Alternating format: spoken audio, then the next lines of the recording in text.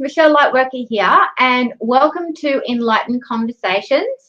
I have the beautiful Noa Belling for all the way over from South Africa. I can't believe it. This is the first time. Hi, Noa. How are you going? Good, thank you. Thank you for having me. So wonderful to be here.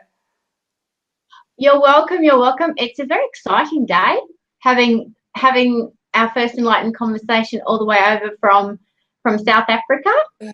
Wonderful. Yes, all the way in Cape Town at the nice tip of South Africa.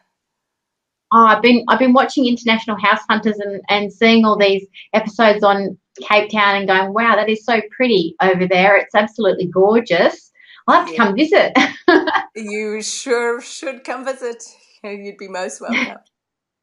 Thank you. Well, for those of you who don't know Noah, I just want to introduce her so that you understand who she is, where she's from, what she's done. So Noah is a somatic psychologist with over a decade of experience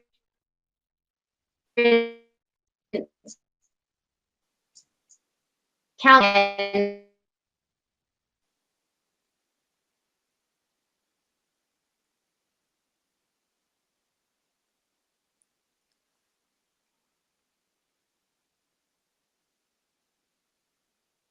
That is translated into many languages now, and it's sold hundreds and thousands of copies worldwide.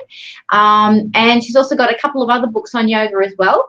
Her latest book is called The Mindful Body. I'd love to talk with Noah a little bit more about that as well. It's a practical, informative book about managing stress and building emotional strength through body mindfulness, which I really want to dive into exploring. And we want to just put a little bit of a shout out there to Rockpool Publishing for this delightful offering. Welcome, welcome, Noah. Thank you so much. I'm really curious to, I just want to share, I like sharing the journey of how I meet my guests and the little stories that unfold. I think it was where we were trying to line up for the mind, body, spirit so I could meet up there, and we were only going down on the Saturday and you were flying up somewhere else on the Saturday and you were flying out. So we kind of missed each other. And then we had a little enlightened conversation lined up and the technology wasn't, for some reason, it just didn't, the stars weren't aligning and we couldn't get the technology right. We said, doesn't matter. We'll get together. It'll happen. And it was pretty much around the same time I'd actually already emailed you and you didn't even know, and you contacted me and we we're both trying to contact each other. And here we are. We Here we are. Exactly. made it. We're finally Exactly. connecting in the So physical happy. kind of way. So happy. Yes. Very, very glad. And Yeah. I'm very aware of that journey, the journey to coming to have a conversation. So very, very glad it's working out. And just to say, I know Yes. my screen is frozen one, so I'm also hoping and praying that I don't get too many freezes. So if there are moments where I miss what you're saying, I will hopefully pick it up soon afterwards. And let's hope for some good flow for our conversation through the internet, through the Wi-Fi connections. Yes, I hope so too. Fingers crossed he's on that. Um, I just wanted to ask you a question, actually, just because people might not understand Mm. what the mindful body is. I'm curious what your description is of the mindful body, and how can we have a mindful body? Right. Curious. Mm. Mindfulness is such a big topic nowadays. And if we look at mindfulness and the body side of it, the body is naturally mindful. And so for me, this is the most natural extension of becoming more mindful. What is it that can live in the past or in the future? Our body cannot live in the past or in the future. It's only our thoughts that can live in the past or in the future. And our body inherently lives in the here and now. Many people might have been exposed to meditation. Often meditation processes begin by asking you to observe your breathing, perhaps observe body sensations. And in so doing, you naturally become more present. So there's mindfulness in the body simply because bringing your awareness from your thoughts down into body awareness makes you more present. So that's the one side of it. The other side of it is, if I ask you now, place your attention in your body, some people squirm and they go, well, am I breathing? Aren't I breathing? How do I feel? I don't know if I like this place or what this is all about. So it's also about becoming mindful, not only about being in the present, being here with you now, but also noticing what is it that I'm holding in my body, because my body is an internal world of its own that is full of my psychology, that's full of my history, that's full of my neuroses or whatever I might want to call them, and is also full of this amazing potential to feel vitally alive.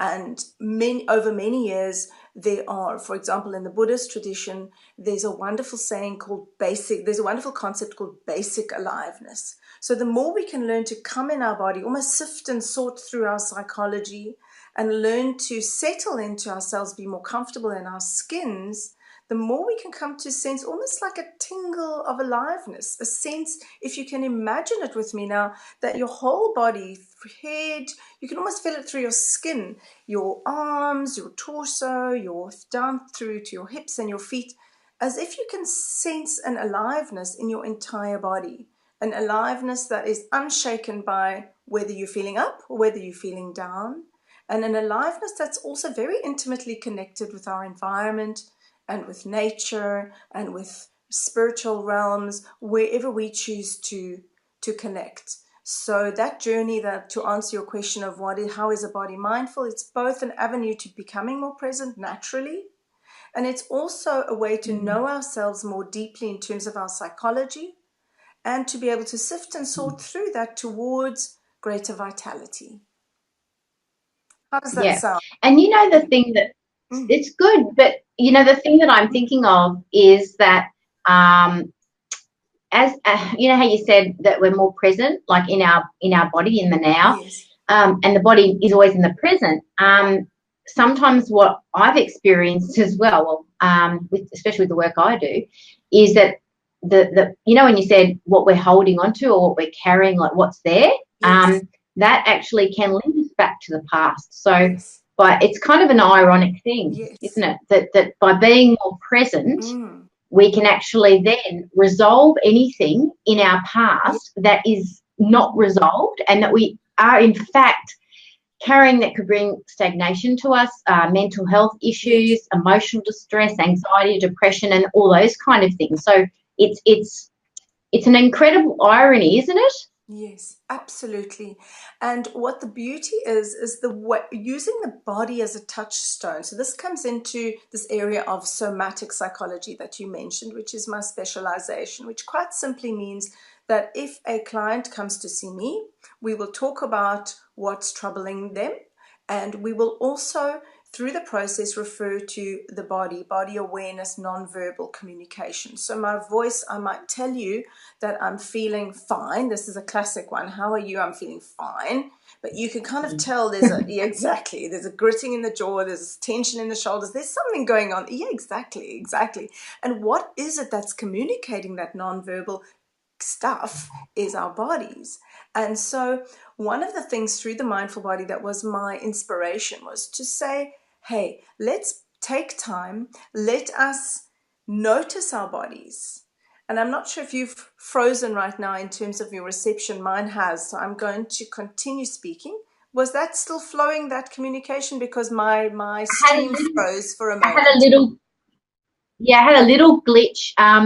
But I heard you. What I heard you saying was that one of the you were just about to explain something, so you were Yes. introducing it.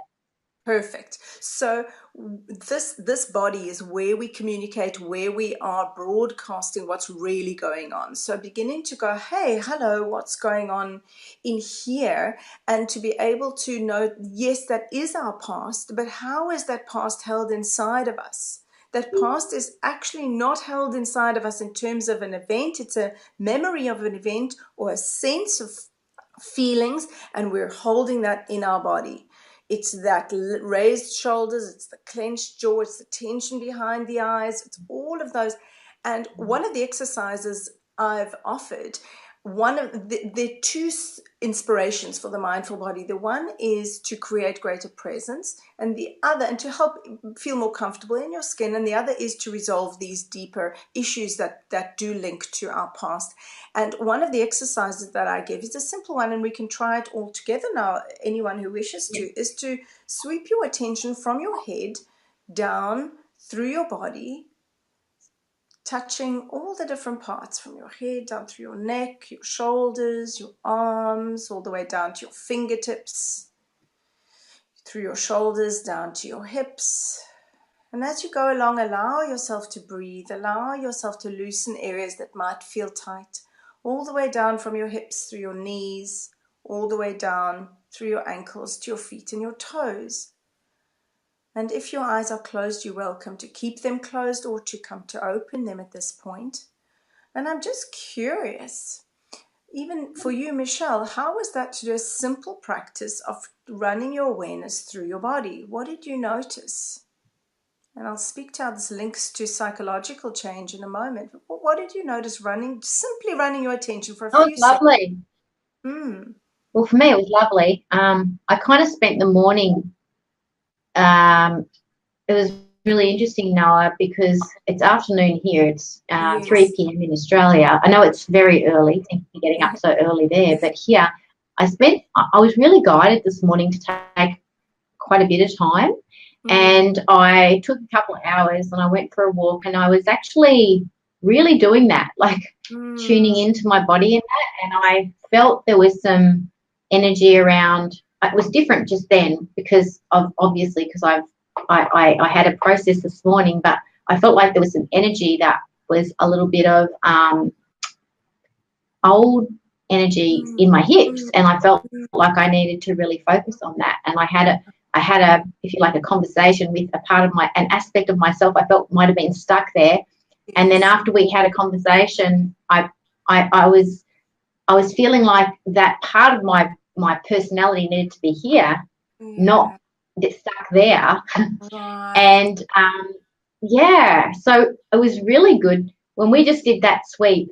I felt it was good because I felt like, oh, good, yeah, the sweep is really not stuck. And I felt what I did feel, and I know that the Chinese say that the meridians in your hands can be linked to your heart. I felt a tingling in my fingers as we were doing that, like a really lovely, like it's hard to explain. It was a vibrancy. It wasn't so much a numbness of, do you know what I mean? Thank you for all that beautiful detail, and you've showed me, you've demonstrated so many beautiful ways that a simple body sweep can be so profound in some ways. The first aspect of it is that when we notice, one of my friends uses the sweep, and after our conversations, she was driving the car and she noticed, well, I'm driving like this. And when you discover that you're driving like that, you're naturally not going to continue doing that. It's like spontaneous that you will release. So again, because we're holding our psychology, we release and free flow.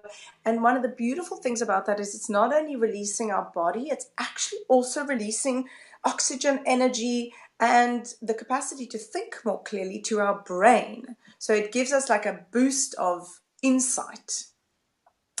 Another way that we might use that is that I'm not sure again if my feed had a little glitch there. Yes. So let me know if you're getting all of it. So there's not only the release in the body, there's really the release in the brain. A little bit of it's saying it release.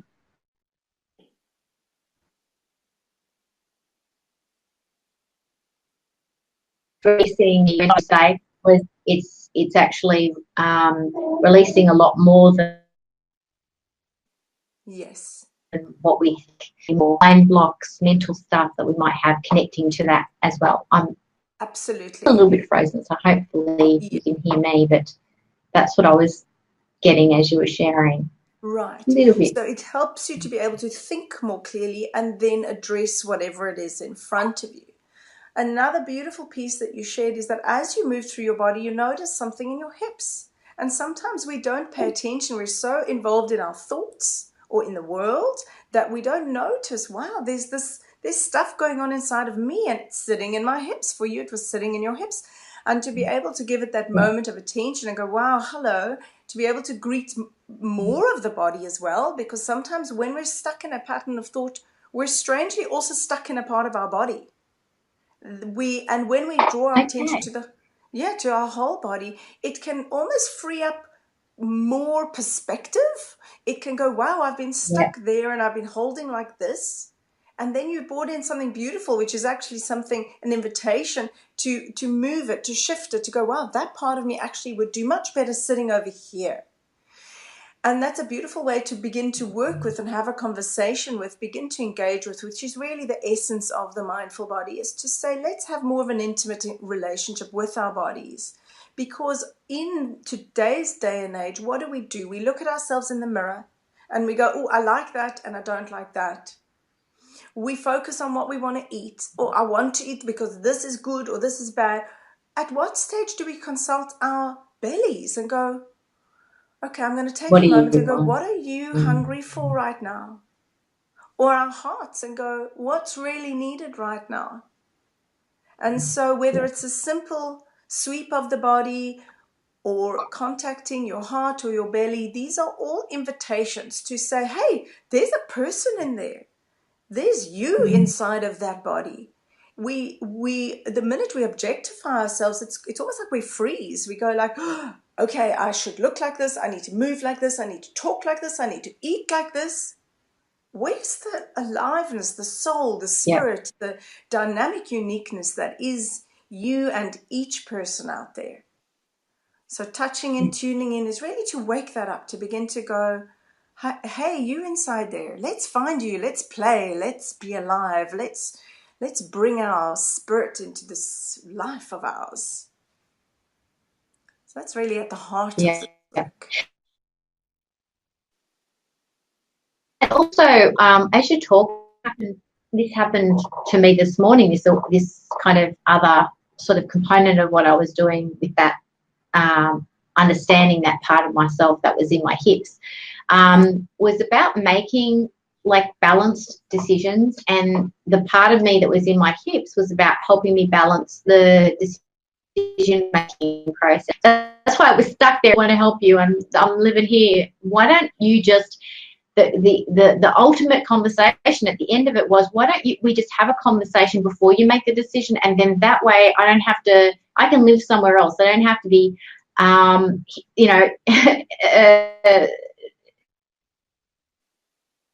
creating tension in your hip area, because if you know what I mean, like when you go to make a decision, if you did the body sweep, and there was a part of you that was tense or something, you could actually maybe feel a bit of information and insight come through about that decision more, and make, as you're saying, a more balanced or more objective, more holistic decision that serves you. There's no part going, actually, That's exactly. And it's ancient wisdom that there is wisdom inside of our body. So not only is it for tuning into ourselves and going, hey, you inside there, let's be alive, let's connect with each other, let's do what we love in our lives and live a meaningful life.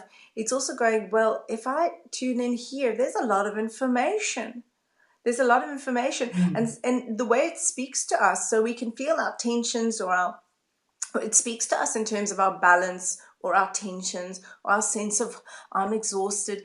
And whether it is our life decisions or whether it's ailments or injuries, we might use our bodies in this way to go, wow, I've had this chest or this cold or this cough that's been going on for so long. I wonder what the information is underneath of that.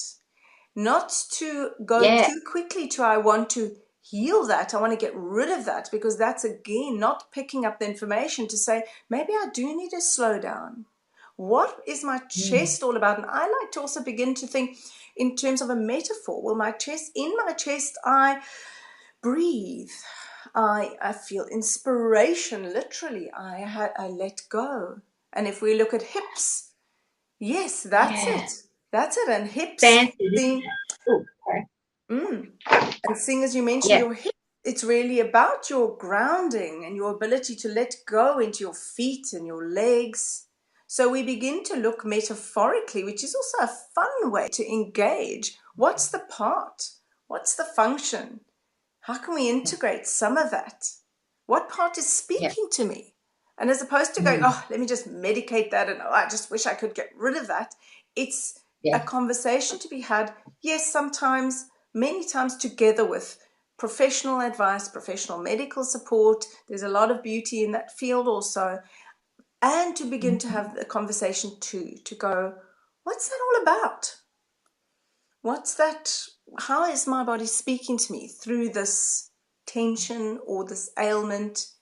What might the message be, the wisdom be in me having this injury at this point in time?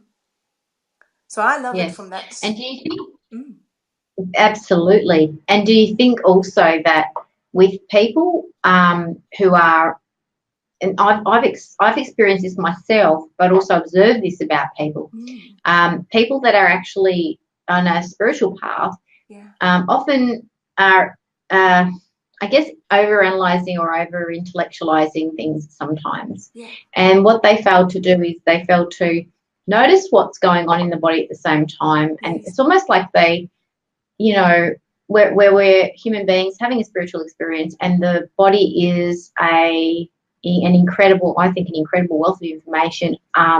Spiritually, actually, yeah, like spiritual messages come through the body, and it's like overactive head.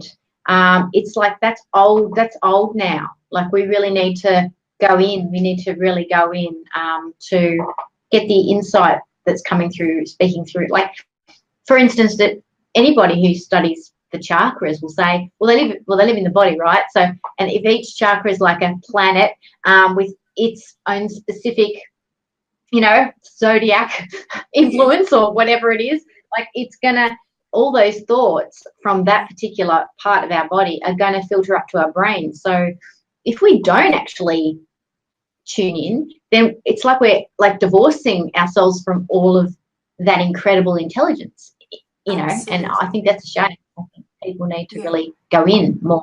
yeah. And you are a wonderful, multi-dimensional conscious being. And what I'm aware of is that many people have to sift through a layer or two before even being able to consider one's information and the wisdom and the intuition and being able to receive messages and listen to them and heed them. How many of us get that gut feeling and we think, oh, I'm not going to listen to that, or I don't trust myself enough. So for a lot of people, and a lot of the people who I love to work with also, are those who have no insight, who are not aware of this at all. And so the first layer is to go, wow, I'm holding this tension, or I'm feeling really exhausted. And if I do a simple body sweep or place my hand over my heart, it's another great way to connect. Then I might be able to have a different experience. For many people, that's just a breath of fresh air to go, wow, I don't need to carry all this. That's the first aha. Is wow, I can live a bit more freely. And that's hugely empowering. And once we have become more used to this ability to be more, I guess, flexible, to be able to be more empowered, to release our tensions, then we can come to the question of, well, again, hello, and who's in there? And what is that little sense I just got from as I was walking, or a gut feel I just received? And maybe I can play with listening to that today and seeing where that leads. And so there's a I really layer like, of I these really, conversations. yeah, I really like what you said because, and I know it was a bit bitsy. People might have missed it, but Mm, you're right. Sometimes you can't sift through it. It's just there's just too much there, and yeah. but often it is that we energetically we might be carrying something that isn't even ours. Mm, We've over empathized with somebody, or we've picked up someone's energy. We've picked up on their thought patterns. yeah. It's almost like they've we're Yes. wearing other people's stuff all over our place. And it's like Yeah. I can't see the woods from the trees, and Yeah. I've often said to people, if you don't know, if you can't process it emotionally, but it's really overwhelming, it's usually not yours. Just hand it back. There's a lot in doing the sweep and just surrendering, isn't there? So that you can actually free up your energy and then actually get more clarity on what it is actually yours, what's not yours, and get those answers and those conversations happening that are very personal, that are more you than Yes. clamoring, trying to clamor past all this stuff to dive deep when Yeah. it's almost like a battle zone. So I have a little offering, a little trick to offer, and a little insight first about the information that you've just shared now, which I so appreciate because you're guiding this conversation beautifully to important places. We are social beings. We are Yeah. wired from day one, actually from day zero. We're wired to want to connect, to need to interact with and be influenced by others. For a baby, it's to be soothed and held and nurtured and fed. Nourished is actually more important than even being fed. There's interesting experiments with monkeys around this, where that nourishment is so important. And sometimes as we accumulate life experience, those influences, some of them are less nourishing. And a lot of the times when we have this mental clutter, we need to look on the social level and say, first of all, this is normal. We are a sensitive human being and we are influenced by others. And this can be challenging and negative, but it also can be really beautiful. So here's a little exercise that I offer, is to call to mind maybe one person who really makes you feel amazing. Maybe it's a grandparent, maybe it's a good friend, maybe it's a spiritual mentor, whoever it might be. Maybe it's a teacher you had when you were going through school. Just take a moment to find this person and then I'll guide you through the rest. And whoever it might be, the only criteria is that they need to make you feel really good about yourself. Yeah, you got someone, and you don't need to Yep. share. It can be very personal, and you're welcome to share if you want to. Would you like to share who your person is, Michelle, seeing as Well, we were in no, conversation? I've never really. I've never. Yeah, I've really never. Because I have so many high vibrational energy Mm, forces around me. I haven't thought about this person for a very long time. mm, But when you said that, it might be a childhood teacher. My straight away, I went to one of my teachers, Mrs. beautiful. Munns, who then got married and was Mrs. Campagna. And she was my third grade teacher and then my fifth grade teacher.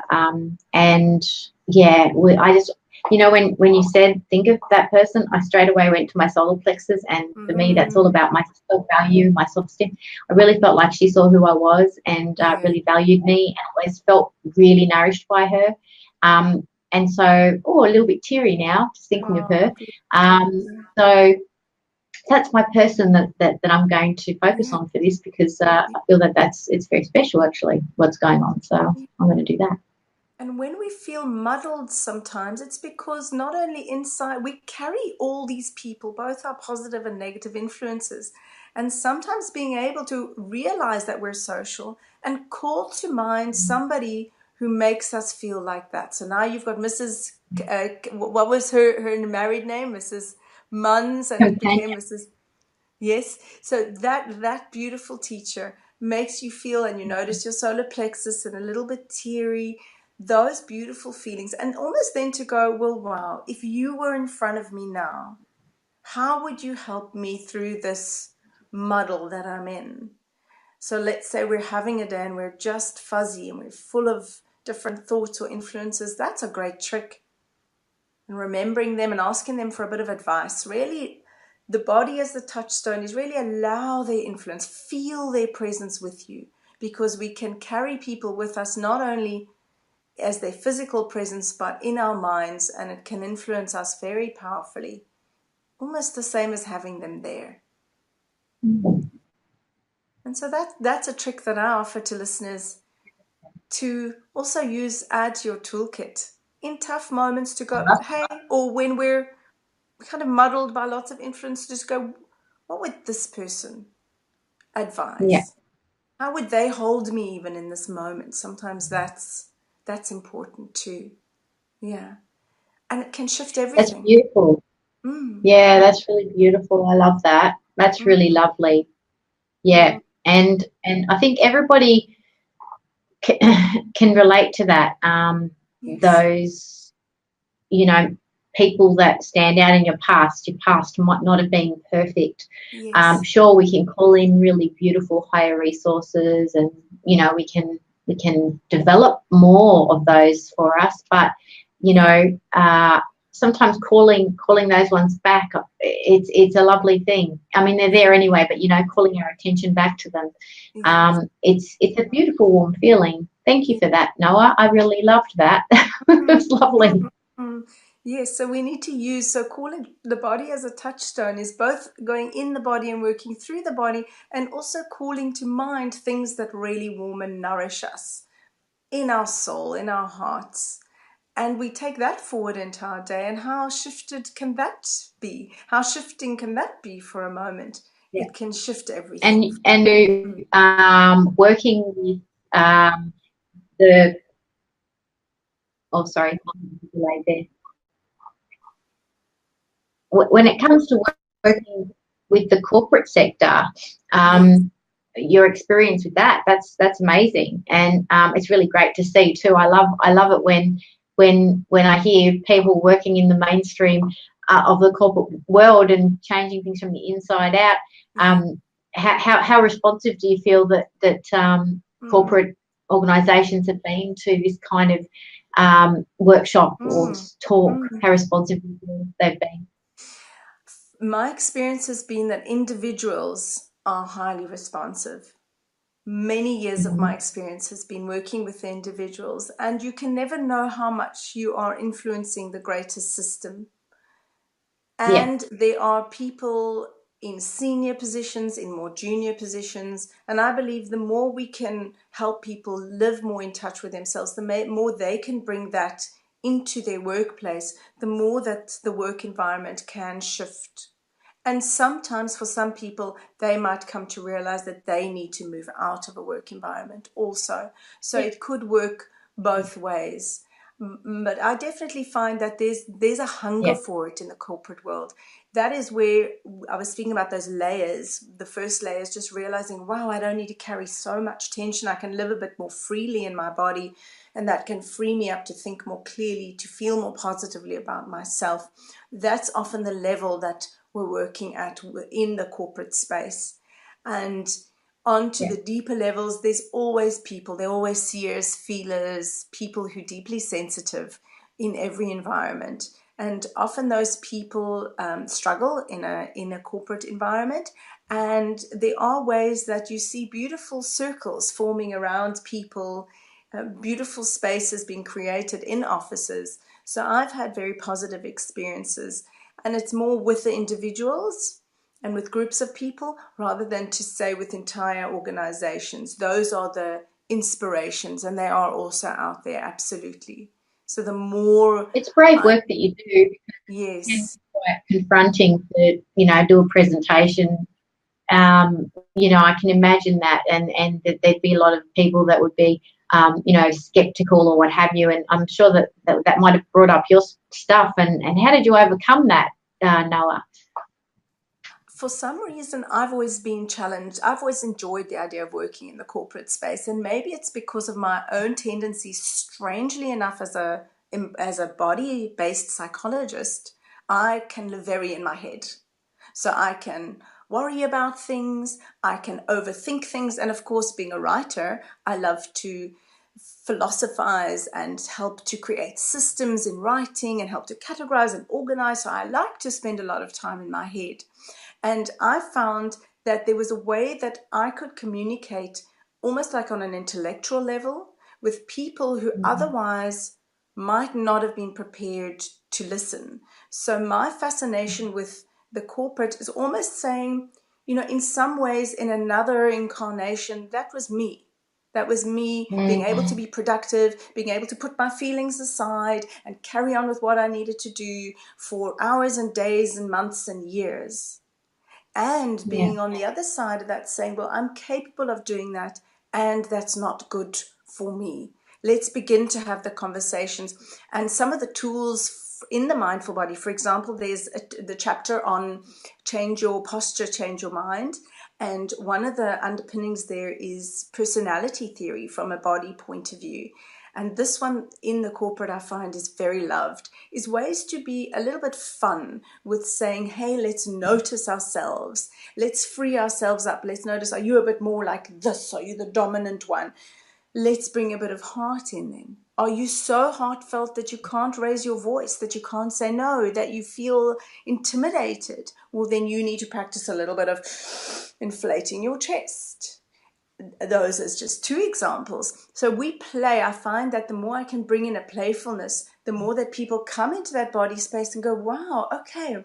Also in terms of team dynamics, going, well, I can see how I'm unique and this is me. So for example, for me, I bring quite a bit of this centered, analytical kind of energy, thoughtful, sometimes wise, spiritual energy too. And intellectual is kind of the still space. And the person next to me is really the carer who's going, well, actually, I see you and I'm going to ask you, how are you? And on the other side, there's the one who can really drive the tasks forward and help things progress so that we can reach our goals, so that we all can make the money we need to, have the success we need to. And of course, the fourth personality I've mentioned, I'll go through them again. We had our nice centered, I call it centered thoughtfulness. We've got our confident, dominant kind of personality. We've got our heartfelt, sincere, caring personality. And we've also got one I represented in the book with hands open and raised. It can also be the person who moves a lot and gesticulates a lot and loves fun and excitement and brings in a kind of a dynamic creativity, and is also very interested in including everybody and being very dynamic. And these are also aspects of ourselves. So we play with them in the room. And in the corporate space, this is loved to say, wow, this is me, and this is why I'm different, and this is my contribution, and this is why I am important. This is why I am relevant. Even if I can't do all this fun-loving stuff, even if I can't drive as quickly as you, if we forget the people, we don't have anything. If we aren't thoughtful, if we don't really be considered in our actions, we're going to make mistakes. If we are too dominant, we're going to also just run into trouble. I mean, we know in many governments in the world, this is causing, we seem to cycle between the more caring and the more dominant and just aggressive types of governance. So it's going, the world shifts, and it's almost like a sign of the time. The world shifts and calls on different energies at different times, and all the way into our offices, we need different energies. All the way into our homes, we are different people. And the more we can become aware of who we are, make peace with it. So part of the body awareness is saying, well, this is what I notice, and this is me. And actually, I'm beginning to embrace more and more the fact that I'm quite a this and a this kind of person. Those are the kinds of people I am. I'm not actually so strong like this to be able to have the loudest voice and say, this is my message and I am wonderful. And I'm okay with that. In many ways, I need to hire somebody who can do that for me. So in my personal life, it's really about saying, fine, I'm in conversation at the moment with somebody in the PR world to say, well, how can I ask for some help to do the things that I'm not good at? So there's so many different layers of this conversation about who we are.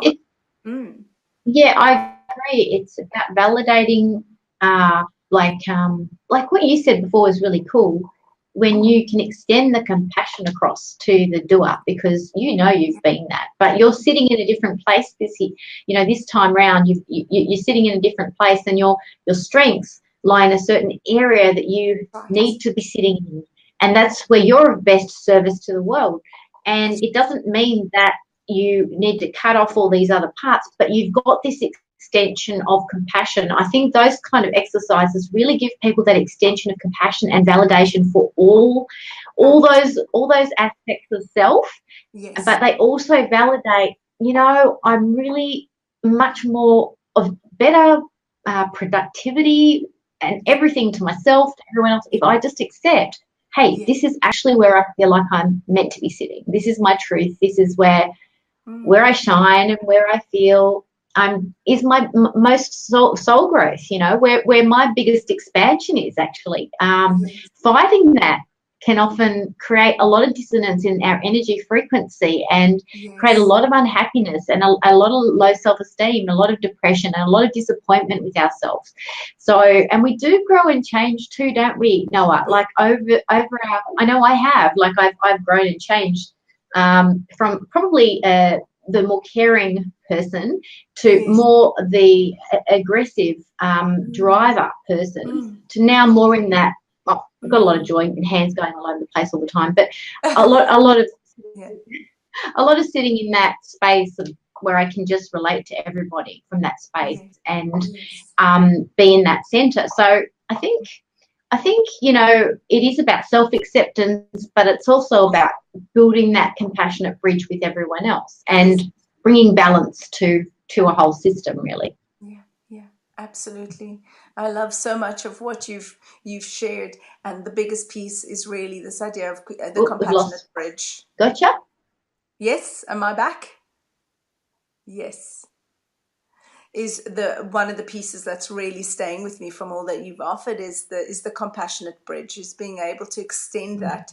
And yes, you've even placed your hand, and this is one of the a powerful exercise also that I can offer, is to pause whenever we feel again. So I've given a few different exercises. I'm just going to refer. There's a body scan one might do. There's drawing on a person who's really an inspiration or a nourishing person in our lives. And another intervention that you can use in any moment to extend that compassionate bridge is to place your hand on your own heart. There's a lot that if we move into our senses, just placing your hand on your heart can wake up your heart to be able to say, oh, wow, this is interesting. I maybe extend not only that compassionate bridge towards others, sometimes I extend that, I create a compassionate bridge inwards towards myself, to be able to also say, I accept myself. I've got a great example of this just in day-to-day life. I'm a mother of two girls, and the youngest is 4 years old. At the moment, we're on. Yes, at the moment they're on school holiday, so I don't need to move through the morning routine. I'm going to give you an example of what happens for me in the morning. So my older daughter's 8, and she needs to get to school on time, and the 4-year-old is a 4-year-old, a wonderful, delightful 4-year-old, very much. To get from A to B is definitely circular. It's not linear at all. It goes all over the place. It's not quite as That's a simple as great way to describe it. yeah, it's not as simple as you get out of bed, you get yourself ready, you eat your breakfast, you brush your teeth, you walk out the door. That's not how it works. And so many mornings I'm at the point of the school bell's going to go if we do not get into the car right now. And in those moments, I can sometimes become quite in a panic, because I don't want my older daughter to be influenced by this, and I don't know how to control, wrangle my 4-year-olds to be. And sometimes in the heat of those moments, number one is to catch it, is to go, look at me. I write about this and look at me. I'm absolutely in a state. And in those moments, I've often just done this. I'll literally catch myself with my hand on my heart. And automatically it helps. It just makes me take a deep breath. And in those moments, a new thought tends to come. So on the one day, this new thought was, okay, if she's not going to put her shoes on, I'll just take the shoes and I'll put them in the car. She can walk bare feet to the car. We can sort that out when we get there. If she's not going to eat her breakfast, I've packed her some extra school lunch and we can take a bit of that toast into the car. It's not the end of the world. So whatever it's almost like, and it's a matter of seconds, a moment of almost breaking that cycle. You've got to catch it, and a hand to the heart and allowing that deep breath can just break it. And that few seconds can mean those different thoughts that ease the way to the car, in this case, with the shoes being placed in the car and the breakfast being brought along with, and the 4-year-old being willing to come. And it's just almost like a little boost of creativity, as well as a moment of going, wow, this is really hard. In this moment, this is really difficult.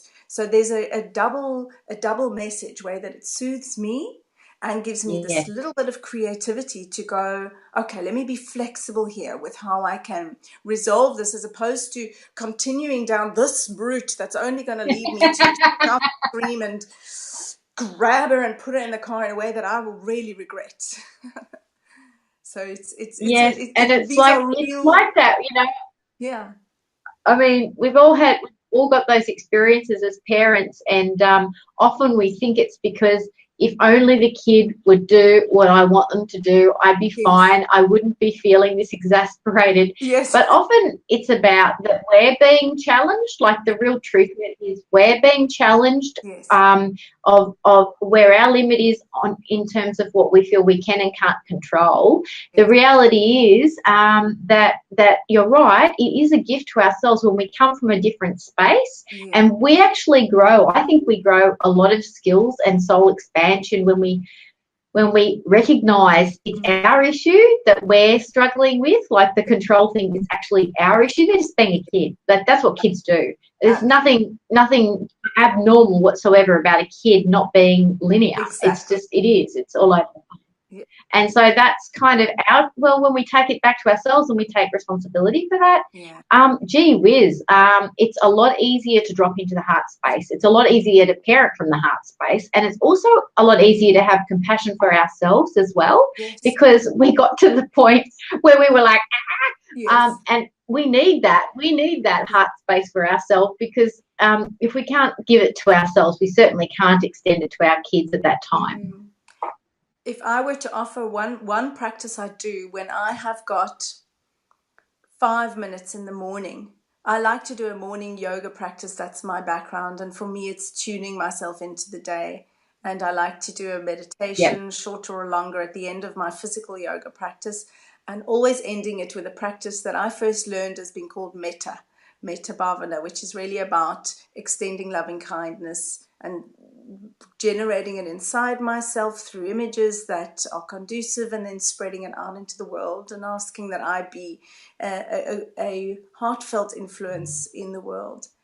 And even if I've just got 5 minutes, if I were to offer a little practice to try out perhaps tomorrow morning for listeners, if you're curious, and I really feel this makes a difference to my morning, especially my on those mornings of needing to get ready for school in a situation which I know can be triggering for me and my control issues. Absolutely. Thank you, Michelle, for clarifying that. Is just taking even 5 minutes, placing my hand on my heart before I go into the morning, preferably before, if I can take a moment, even if it's in the bathroom, because I'm just getting myself ready and that's my only moment I have. Place your hand on your heart, eyes open or closed, and just bring to mind something that generates love for you. It could be a person. It could be that wonderful teacher who saw you. It could be a sense of a little puppy or a baby or something you saw recently that really goes, oh, that opens my heart. And you can also put a little smile on your face. A smile is a wonderful way to trick your brain to feel happier. So a little smile, thought of something or beautiful nature seen in nature, and hold that in mind for a few moments. They say about 30 seconds.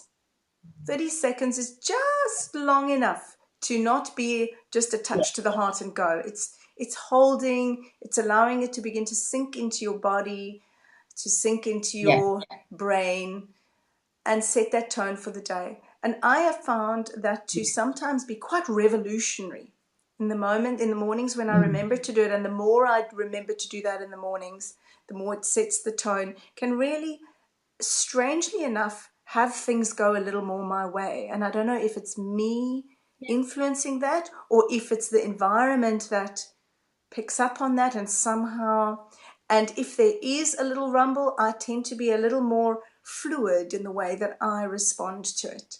So it's a practice. You get better with And practice, and it can work even just with did you short. include that in the yoga handbook, or This one was is in that the in the mind. mindful body? It is one of them in the mindful body. It is one of the Okay. offerings in the touch and greeting your body, to be able to pause and to connect to your heart. It is also, it's Beautiful. mentioned actually in a few different chapters in a few different ways. And it's also in the meditation at the end, right at the end of the book in an appendix. I have offered 2 meditations that can be done in a matter of seconds and can be done in a matter of minutes or however long you want to take. And one of them invites you to sweep your body from head to toe and then to wake up your heart. For some people, the practice is simply through visualization and imagining your heart and putting a little smile on your face and sitting for a few moments in that energy. And I find that for many people, actually placing your hand on your heart is just a great way to really remind yourself more tangibly of this wonderful tone to set for your day as an intention. It's a simple exercise, but Mm-hmm. like the power in just doing that for 30 seconds really gives you permission to come heart space more. And that, I mean, Yes. they've done tests on the different magnetic comes from the heart, and the heart's Yes. the heart of a higher frequency. So to the two most. So by using the mind, dropping into the Yes. heart more on out, and I feel, because I work on the principle of unity, because Mm. the heart space is the connector, I feel that what you said before about things flowing more easily for you Mm. makes so much sense, because you're connecting with yourself, so therefore you're connecting with everyone else more ease, and so it's going to feel more in flow rather than disconnected and, you know, misunderstandings Yes. happening, or, you know, there's almost like a prevention, like a prevention Yes. your connection from the heart space. And also, just before we go, I just want to mention to people that, while you're frozen up a little bit there, Yes. that noabelling.com is Noa's website. If you'd like to connect with, talking about connection with Noa, and any of her events, workshops, seminars, or anything going on. And do you have anything coming up, Noa? I'll see At if I can this, get you back. yeah. Am I back? Can you hear me? Just a bit frozen there. Oh, might have got you back. I got you back? Yeah. Am I back? Am I live? Yep, Yes. I can Oh, hear you. great. At the moment, Yeah, it is really a time for cool. launching. Well, I did have you. Yeah. Yes, you're back. Have you got You back? anything coming up in the future, Noa, that we should know about? At the moment, it's waves of launches of the Mindful Body. I'll hold the book up so that people can have a look at this beautiful cover Oh, that has wonderful. been designed for it. So waves of launches, interviews through my website and also through my Facebook page, which is Noa Belling, NoaBelling. I upload a lot more quickly onto my Facebook page. And so if you're interested to know more, there's been a wealth of interviews so far. We've been launching in the United States, and in September we'll be launching in South Africa, which is my home. We're not even here yet.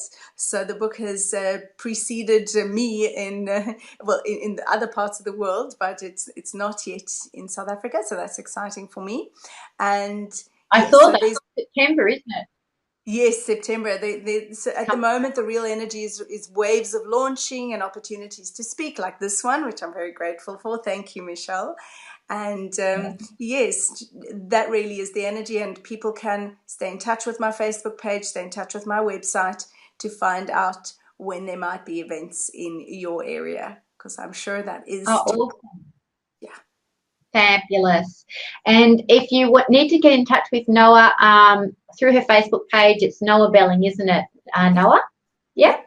yep, yeah, that's right. Great. And well, I'm excited to see, yeah, like all your work, and everything is so beautiful, and the way you talk about it is beautiful, and the way you allow is so generous with how much you allow to experience from your books, and I'm just in great gratitude about it because yeah, we've had I think we've been spoilt today. I feel worthy enough to receive it, but I feel like we've been really spoilt today. It's been great.